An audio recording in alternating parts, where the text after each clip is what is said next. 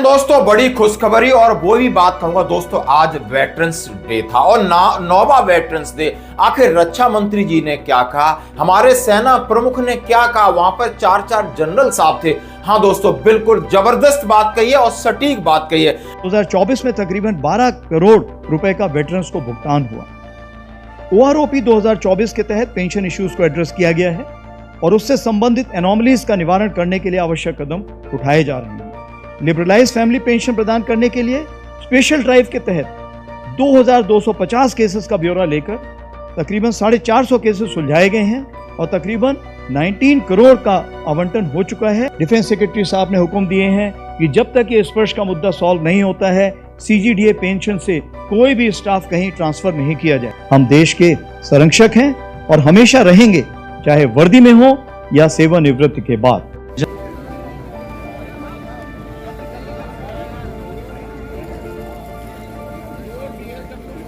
पूरा है, भारत के माथे का मुकुट मणि है, वैसे भी पीओके पाकिस्तान के लिए एक फॉरेन टेरिटरी से अधिक कुछ नहीं है।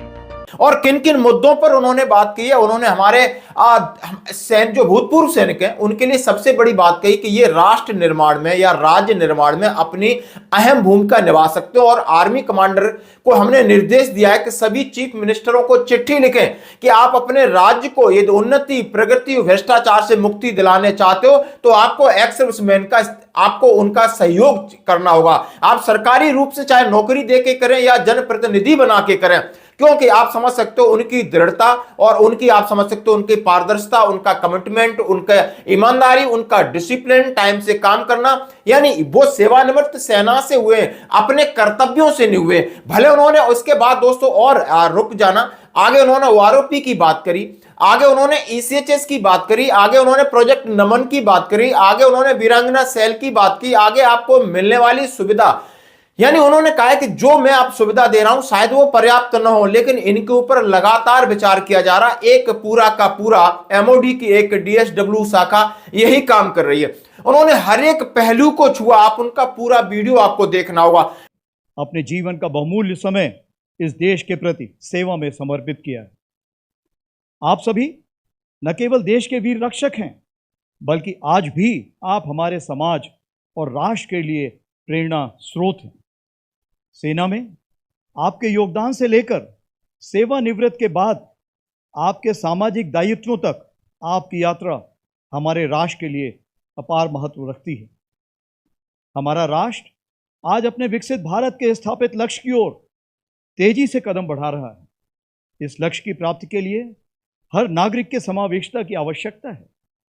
इस स्थिति में हमारे वेटरन्स का एक अमूल्य ह्यूमन कैपिटल के रूप में राष्ट्रीय प्रयास को सक्षम और सशक्त बनाने में एक मुख्य संपत्ति बन सकते हैं।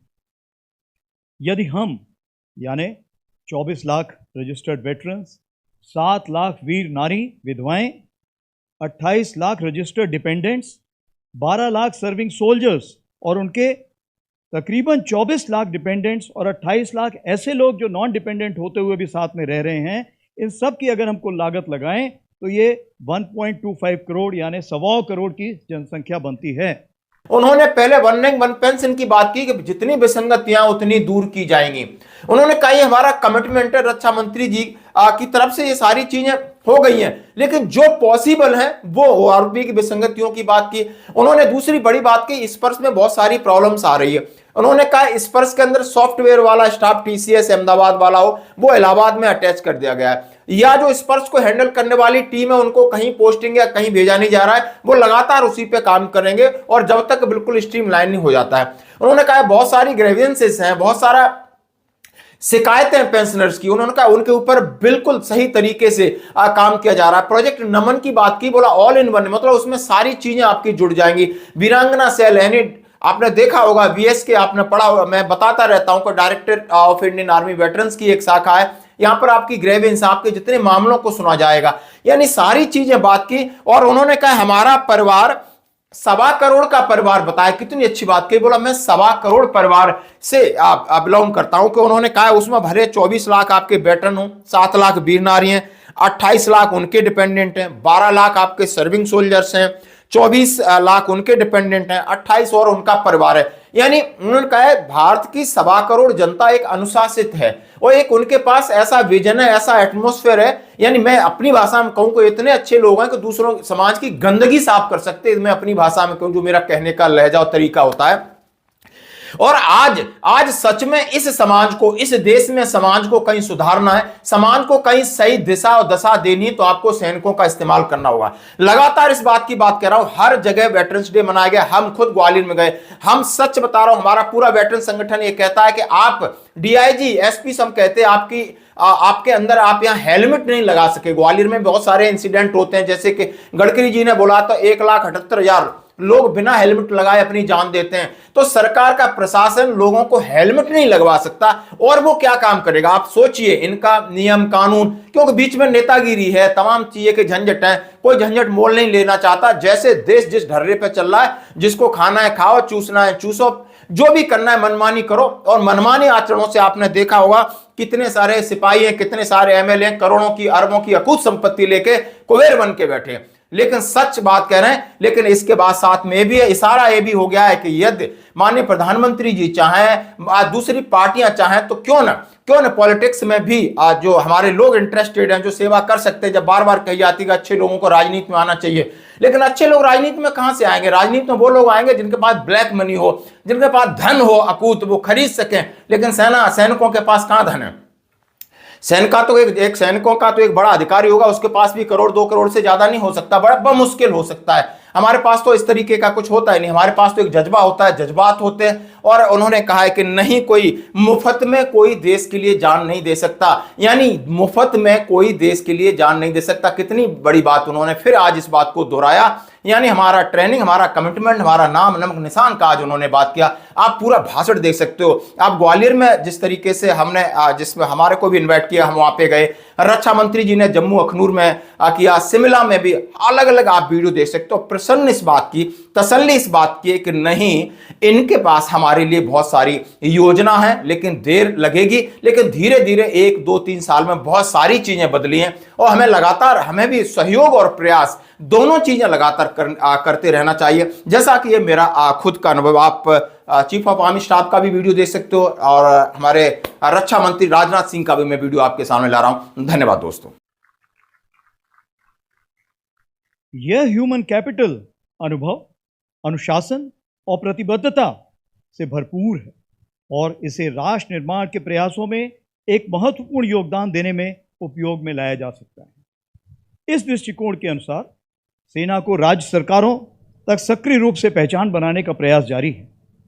उन विभिन्न क्षेत्रों और पृष्ठभूमि का विस्तार किया जा रहा है जहां पूर्व सैनिक राष्ट्र निर्माण के प्रयासों को सुदृढ़ करने में सहभागी बन सकें। इस प्रयास के 2 पहलू हैं जिन्हें समानांतर रूप से आगे बढ़ाने की आवश्यकता है। पहला, राज्य को अपने कार्य में वेटरन्स की समावेशिता से कैसे लाभ हो सकता है, और दूसरा, मान्यता और योगदान का एक पूरक संबंध स्थापित करना जो पूर्व सैनिकों और राज्य सरकार दोनों के लिए विन विन स्थिति उत्पन्न करे। इस तरह की कार्रवाई जिला स्तर पर भी विचाराधीन है। इस अवधारणा पर कुछ राज्यपाल के साथ चर्चा की गई जो स्वयं भी पूर्व सैनिक रह चुके हैं, और इस प्रयास के मूल विचारों को उनका समर्थन प्राप्त हुआ है।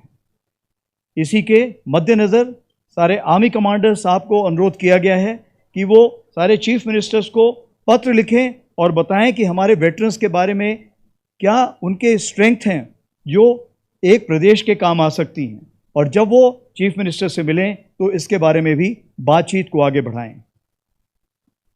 इस पहल की सफलता इस बात पर निर्भर करती है कि सिविल फंक्शनरीज को कितनी कुशलता से समझाया जा सके और वेटरन्स के बीच समावेशिता और सामूहिक परियोजनाओं में भागीदारी के लिए तालमेल स्थापित किया जा सके। आपके साथ यह साझेदारी केवल एक तरफा नहीं हो सकती है। यह रिकॉग्निशन और पेबैक का एक परस्पर पूरक रिश्ता है। हमें न केवल आपकी सेवाओं का सम्मान है, और इसलिए मैं यह हमेशा कहता हूं कि वेटरन्स के प्रति रिकॉग्निशन और रिस्पेक्ट, मान्यता और सम्मान देना हमारा कर्तव्य है, और साथ ही सेना के प्रति राइट टू रिस्पॉन्सिबिलिटी यह आपका दायित्व है। इस दिशा में बीते वर्ष 2024 में हमने कई महत्वपूर्ण कार्यों को संपूर्ण किया। लाभार्थियों को वेलफेयर स्कीम के माध्यम से तकरीबन 60,000 करोड़ से अधिक की राशि डिसबर्स की गई। 28,000 से अधिक वेटरन्स को स्किल डेवलपमेंट प्रोग्राम के द्वारा सेकेंड कैरियर के लिए तैयार किया गया। तकरीबन 5,500 सर्विंग एवं भूतपूर्व सैनिकों के परिवारजनों को प्रधानमंत्री कौशल विकास योजना के तहत आधुनिक जॉब्स के लिए सक्षम बनाया है। तकरीबन 450 ऑफिसर्स, 16,000 जेसीओज ओआर और 300 वेटरन्स तथा उनके परिवारों को आर्मी वेलफेयर प्लेसमेंट ऑर्गेनाइजेशन के माध्यम से रोजगार प्रदान किया गया है। 12 नए एमओयू और 10 नए पीएसयू के साथ एमओयू भी हस्ताक्षरित किए गए हैं ताकि हमारे वेटरन समुदाय के लिए रोजगार सुनिश्चित हो सके। स्पर्श माइग्रेशन की वजह से होने वाले समस्याओं के निवारण के लिए अथक प्रयास किए हैं, जिसमें veteran help desk, digital call centre और स्पर्श सेंटर शामिल हैं, जिनका पेंशन संबंधित समस्याओं का समाधान करना ही एक उद्देश्य है। मैं आपको बताना चाहूँगा, डिफेंस सेक्रेटरी साहब ने हुक्म दिए हैं कि जब तक ये स्पर्श का मुद्दा सॉल्व नहीं होता है, सीजीडीए पेंशन से कोई भी स्टाफ कहीं ट्रांसफ़र नहीं किया जाएगा। उसी प्रकार से जो टीसीएस है, जो कंप्यूटर की हेल्प प्रोवाइड कर रहा है, उसका पूरा स्टाफ अहमदाबाद से इलाहाबाद में भेज दिया गया है और वहीं पे बैठ के कार्रवाई कर रहा है। इसके साथ जो एडजुटेंट जनरल साहब हैं, उन्होंने भी अपने नुमाइंदे वहाँ लगा रखे हैं, जो 24/7 वहाँ पर रहते हैं और जो भी एक समस्या है उसका निदान कराने की कोशिश करते हैं। प्रोजेक्ट नमन, जिसके अंतर्गत 14 केंद्र स्थापित किए हैं, जो एक कॉमन सर्विस सेंटर के रूप में कार्य करेगी, जो कि एचडीएफसी और मैती के सपोर्ट से हमारे वेटरन्स की सहायता करेगी। इन 14 सेंटर से हमें बहुत ही एनकरेजिंग फीडबैक मिला है। इसी चीज़ को मद्देनजर रखते हुए 2025 के आखिरी तक हमने निर्णय लिया है कि इसकी संख्या बढ़ाकर हम 200 कर देंगे। ये ऐसा एक सिंगल विंडो कॉन्सेप्ट है जिसमें आपको आधार कार्ड वेरिफिकेशन, बैंक अकाउंट खोलना, लाइफ सर्टिफिकेट या लोन लेना, कोई भी आपकी समस्या है, हर समस्या का निदान एक ही जगह पर किया जाएगा। वीएसके वीरांगना सेवा केंद्र, जो आपको पता है पहले खोला गया था, इसको वीएसके प्लस वेटरन्स और वीरांगना सेवा केंद्र में अपग्रेड किया गया है। इसमें वेटरन्स, वीर नारियों, उनके आश्रितों के लिए सिंगल विंडो सुविधा प्रदान की गई है। वीएसके प्लस हर दिन 700 से 800 मामलों की समीक्षा कर 70% से ज़्यादा की शिकायतों को कम से कम समय में समाधान कर रहा है।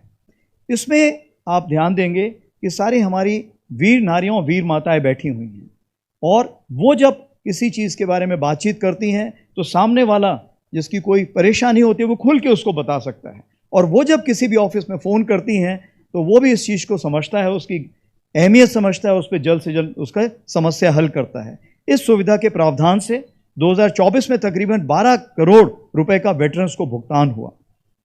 ओआरओपी 2024 के तहत पेंशन इश्यूज को एड्रेस किया गया है और उससे संबंधित एनोमलीज का निवारण करने के लिए आवश्यक कदम उठाए जा रहे हैं।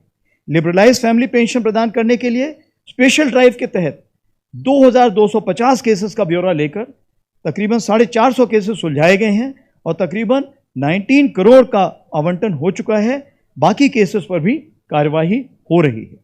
ईसीएचएस की पहुंच को मजबूत करने के लिए 23 नए पॉलीक्लिनिक निर्माण, 50 पॉलीक्लिनिक का अपग्रेडेशन और कर्मचारियों में वृद्धि को 1 नवंबर 2024 से रक्षा मंत्रालय की मंजूरी मिल गई है। इस साल जो हमारा सोच विचार है, जिसपे कोशिश यही है कि इसी फाइनेंशियल ईयर में उसका डिसीजन आ जाए, वो है मोबाइल मेडिकल यूनिट्स तकरीबन 130 से ज़्यादा, डोर डिलीवरी ऑफ मेडिसिन के बारे में होगी।